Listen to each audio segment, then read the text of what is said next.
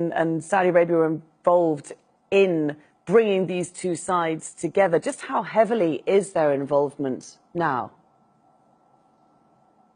Oh, I think it is very important. You mustn't forget that Eritrea really broke out of its isolation because of the war in Yemen. They joined the Saudi and UAE effort against the Houthi. They broke their ties. Asmara broke its traditional ties with Iran, and it established its relationship with Saudis and the UAE instead. There are even suggestions that there are some Eritrean troops in Yemen fighting against the Houthis. They also gave the port of Asab has become a base for the UAE, and the Saudis operate from there, and there are also planes which fly from Eritrea to bomb the Houthi positions inside Yemen. So they've been very much involved in this whole process. There are also stories, Human Rights Watch say, that some of the people captured in the Yemeni war are then brought to Eritrea and tortured. So there is a really intimate relationship between the Eritreans and what happens on the other side of the Red Sea.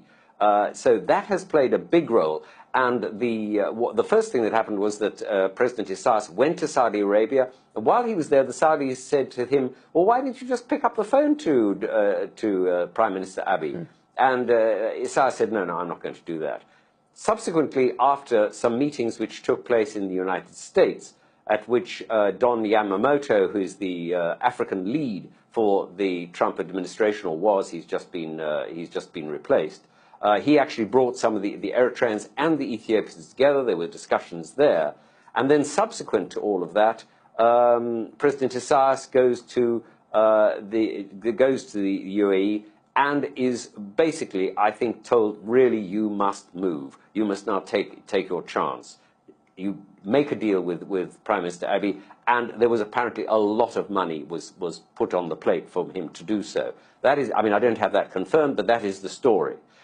So, you know, everybody has been playing a role. The other thing that we shouldn't forget is that today the United Nations Secretary General is flying to Addis Ababa. He's going to have talks with Prime Minister Abiy, who has flown back from Asmara.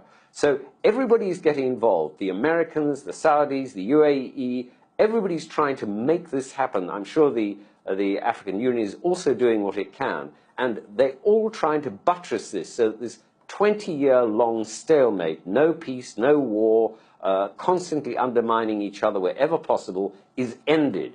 And it would take one huge problem off the plate of everybody in the region if it can succeed. But as I say, there are lots of stumbling blocks. As Abraham put it, it's a long journey. Absolutely. We will keep following it closely. It's been a fascinating look at some very big changes that we've seen very rapidly in the region. Thank you all very much for joining us. Hallelujah, Lule, Martin Plaut and Abraham Zera.